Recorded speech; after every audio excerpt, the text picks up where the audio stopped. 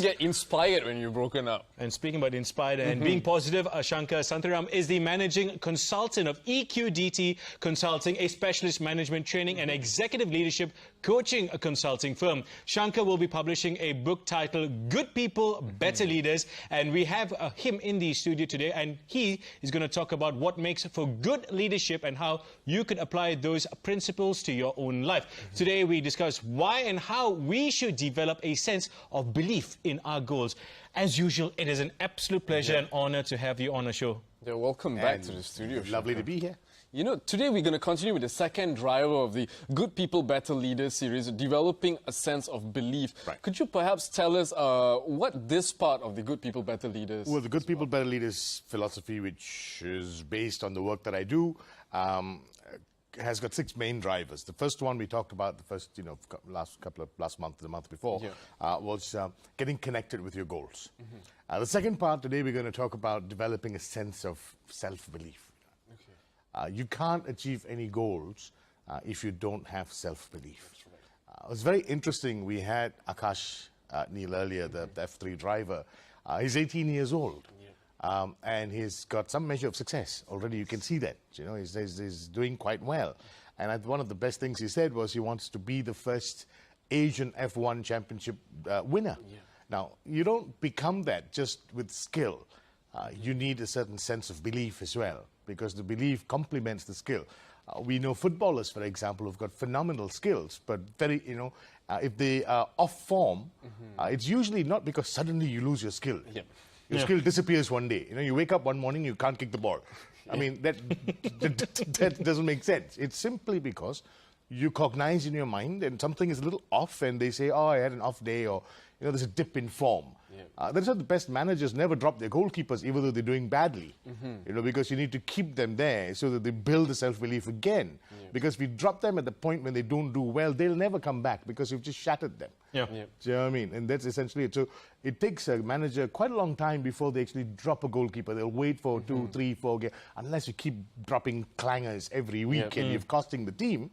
If not, they'll keep you. They'll be all right. I must say, my problem is that I have the self-belief that I'm a great footballer, but then I can't really. Sure. Then you also have the other extreme of people who have self-belief with absolutely nothing to back it up. You know what I mean? But bringing back to what you were saying, our actions, based on our self-belief, that is easier said than done. I mean, what do you mean by that? It's a lot of people, like if you read any scientific magazine, often you'll find research that has been done on the placebo effect, for example. 30% of people who take medication in a particular, it escapes me, I can't remember exactly how to cite it, but I'm just going to give you a kind of a generic statement here that. In one particular research that was done, medical science research, people were given placebos. People were just given sugar tablets. Sugar tablets, yeah. Essentially. And 30% of the people who took those sugar tablets felt better immediately. Where does that come from? Do you know what I mean? That's the question all the time. Why is it that you meet some people who have got this tremendous ability to ride through any problem? You knock a problem out to them, they go like, oh, okay, what's the big deal? I'll be able to overcome this. And then you have other people. Every small thing is a drama. The world is ending, basically. You know what I mean? They will make mountains out of molehills. You know what I mean? It's like a small problem. I came 3 minutes late. Oh my God, the world's going to end because you've come 3 minutes late. The world's going to end if you come 3 minutes late every time, because that's just a habit that you've actually inculcated in yourself. So self-belief is very much a driver. It's a question about self-efficacy. It's about knowing what you think. It's about having the sense of having a sense of belief. Simply means that you trust in yourself that you are able to deliver things. You trust in your skills. You trust in this, idea. Like, for example, you trust that you can be a football player. Nobody else does, but you do, possibly, for example. You had to add the last bit in, right? I just remembered that, what you said. And a lot of it is to do with the subconscious mind. It's to do with the subconscious. Does it also depend on your self-esteem as well? Yeah. If you have low self-esteem, I mean, correct me if I'm wrong, your self-belief also goes down the drain. And they're connected. Your self-esteem and your self-belief and your self-esteem. I mean, in a sense, they're the same thing in some ways, because your subconscious mind needs to work for you. That's essentially what we're trying to say. But because would you call conscious it mind, mental strength? Is it the same thing, self-belief and mental strength? Yes, it is. It's all founded on the same thing. It's all founded on this self-efficacy more than anything else. Right. Wow, and I'm just wondering, because you mentioned subconscious, right? It's a lot easier said than done most of the time. Because I tell myself I can do something, and then, you fall short. So how do we get both of this to sort of go in line? I think it's also to understand the difference between the conscious mind and the subconscious mind. The conscious mind is where you make actual conscious decisions. You wake up, it's a silly example, but if you wake up in the morning, you make a conscious decision on what clothes you're going to wear. Right, you have to wear a black shirt with a black suit. Mom, whatever that's closest to me. Yeah, it looks like you've got some, some method in your madness. Method to my madness, okay. So you've actually, put things together and you make a decision. But I know this is going to sound a bit corny, but nobody wakes up in the morning and goes, "Shall I wear underwear or not today?" Yeah. So true, very true. Because you don't. You don't. You just go automatic. You have a shower. You clean up, you do your morning routine, your ablutions, whatever. You come out, the three guys here, right? Three guys here, so I can talk quite openly about this. Underwear on, and then you walk around going, "What do I wear today?" Yeah. And often the underwear doesn't match the rest of the outfit.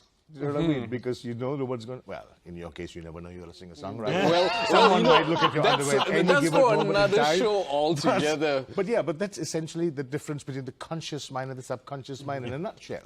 The conscious mind is where you actually make conscious decisions. I'm going to do this, I'm going to do that, I'm eating. People who smoke, for example. People who smoke are a real testament to the difference between the conscious and subconscious mind. When they are able to smoke freely, so if they're at home or outside in a restaurant, you'll find that chain smokers will just light one cigarette after another subconsciously without even thinking about the fact that they need to light a cigarette. But if you put them in an office space and they cannot smoke there, and they can't just keep walking in and out to go out to have a cigarette, they consciously make a decision. It's now 2 hours since I had my last cigarette. And I'll make a conscious decision now. To get up and to go, and now you're going to make a conscious decision to go to a break. To go to a commercial break. And when we return, Shankar will be talking about self-beliefs and how you can start to believe in yourself and get the next step. That's all coming up after this break.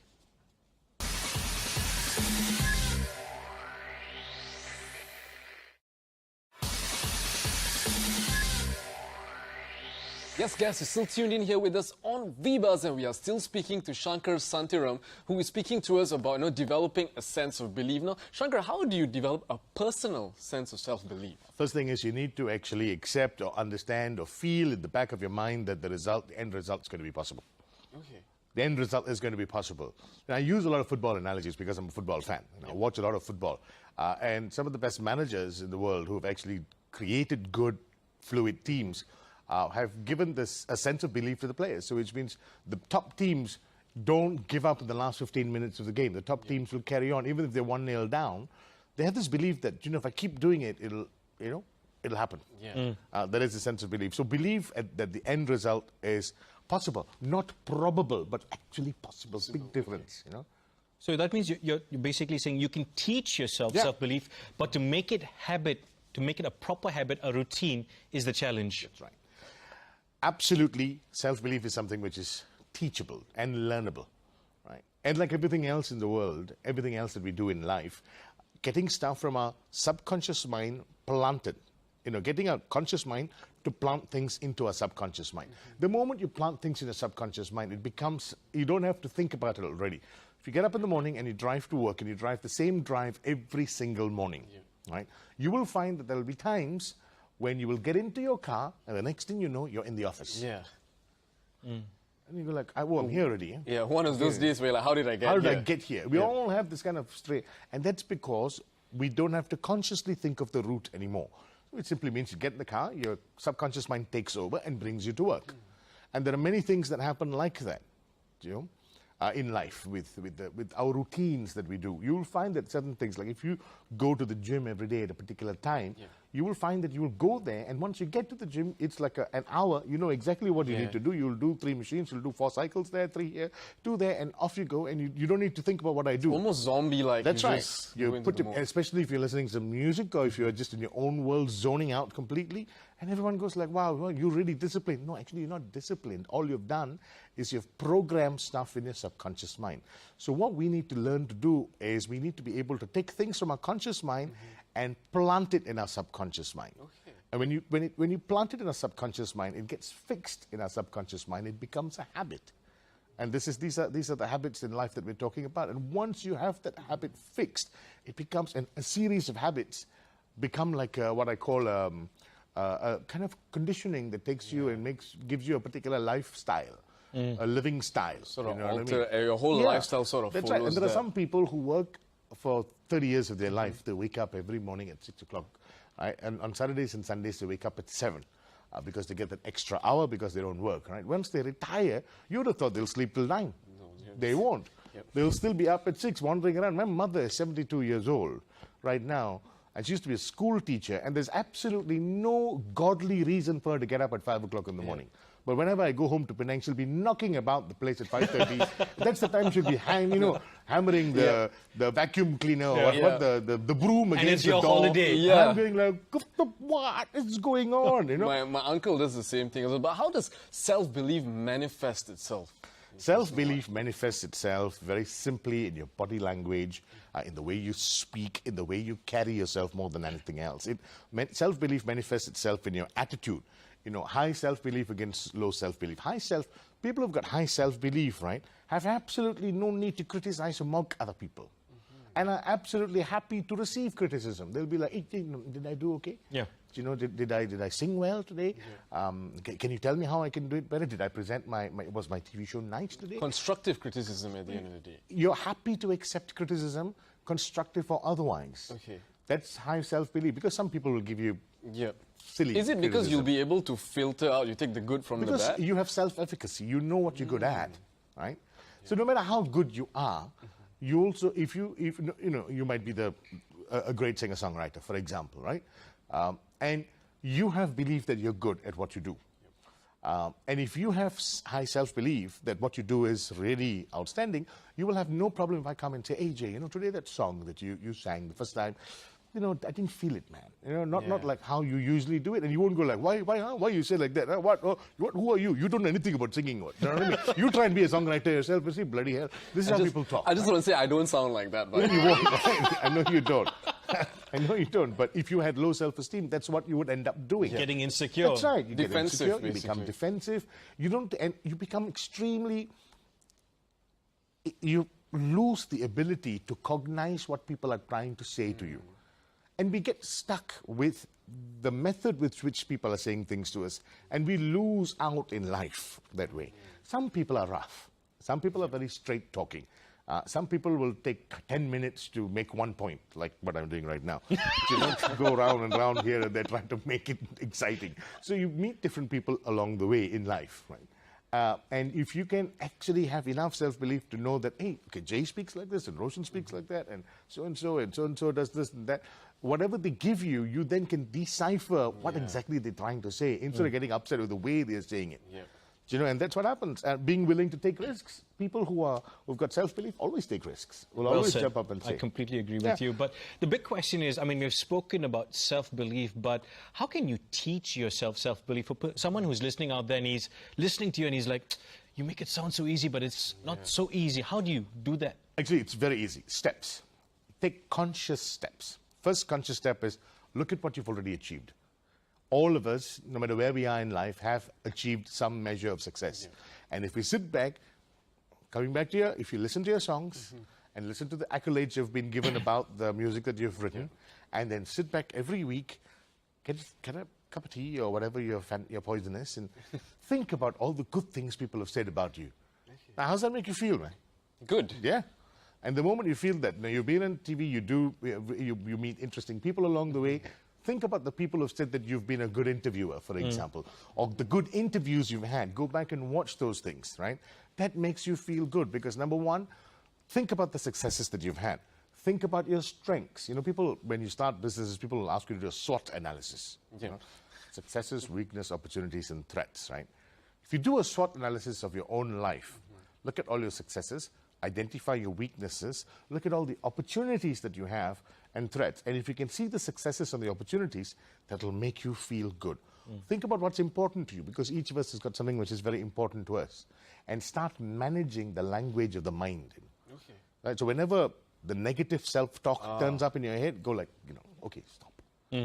Cut it out. That's my question for you. I mean, how much of a role does a lack of fear of failure play in self-belief? There is no such thing as the lack of fear of failure in human beings, I think. We all are scared of failing, right? We don't want to fail. At every turn in our life, we don't want to fail. But if we embrace failure, we don't want to fail. Yeah. We know that we don't want failure. But we know it's part of life. But if we accept certain truths, like we know leaving PJ at 5:30 or 6 o'clock in the evening on a particular working day will mean 2 hours to go home. You know that already, right? What's the point of being upset in the car? You can't do anything about it. Chill, play the music, make the phone call, daydream, wave at the person next to you. Would you say a sense be of happy. gratitude is linked to self-belief as well? Partly to do with a sense of gratitude, but more importantly, coming back to this point about, you know, how do we, this aspect of self-belief, you know, in terms of fear of failure? Absolutely. Fear of failure is something that we need to embrace. Okay. We need to pick it up and say failure is an important part of our growth process. Failure remains failure if you don't learn from it. And be accepting and listen to people who have actually failed and come up in life. And if you do a cursory glance of the world, you'll find that for every success that anyone has had, they've had a string of failures before, because then they have to learn from it. So, you know, you've learned from failure, you are prepared. What's the next step after this? Build knowledge, focus on basics, set small goals, keep managing your mind. Basically, that's what we need to do, you know. Build, you know what you want. Keep learning. Don't stop learning. Keep surrounding yourself with the right people. Make sure that you cultivate proper relationships with the right people who will help you develop the right attitude. And grow as well. Yes, and as you have the right attitude and the right relationships, you'll develop excellent personal leadership skills. And personal leadership skills are the ones that actually bring you results. Yeah. Shankar, before we let you go, your final thoughts on learning self-belief and how important it is for everybody. It's about balance, finding balance. Right? Self-belief is about finding balance. One extreme, low self-esteem, no self-belief, cannot do anything. Another extreme, don't know how to play football, but thinks he's excellent. Do you know what I mean? Okay, so you have Come back to me. You have these two extremes. Huh? It's about finding the right balance, because low self-esteem means you cannot get up and do things. High self-esteem, too much of overconfidence means you're going to crash and burn at some point. Right? So find a nice balance, and if you crash and burn when you are overconfident, taper it down, and then continue. If you crash and burn because you are, or if you can't make anything happen because you've got low self-esteem and low self-confidence, get out there and think about what you want and make conscious steps towards getting there. It's about thinking yourself out of trouble more than anything else. There you go. And you know what? I'm going to go and acquire some skill to go together with that self-belief. Thank you very much, Shankar, for taking time to speak to us. We'll see you again next month for yet another lesson on how we can become better leaders, good people, all of that awesome stuff. But more importantly, Mr. Footballer, what's coming up tomorrow? Tomorrow, Ivan Zuzati, an individual who hopes to mobilize social media to bring love and care to those who need it most. The credit counseling and debt management agency is back to speak about very basics of cash flow management and realizing financial goals. Very important stuff. And we also chat with Vishen Lakiani, founder of Mind Valley, in an exclusive spotlight interview. And in Motivate/Activate, a spoken word artist, Akosal Keev, talks about life beyond the wire in TEDxKL. Keep writing to us, vbuzz@astro.com.my, and we also have an Instagram account. Yes, don't forget to follow us at vbuzz_HD. You can see all the cool pictures, these faces on Instagram. Come on, you know you want to follow us already. It's been a great show from me, Jay Walia. And myself, Roshan. Till the next time, bye-bye. Good night.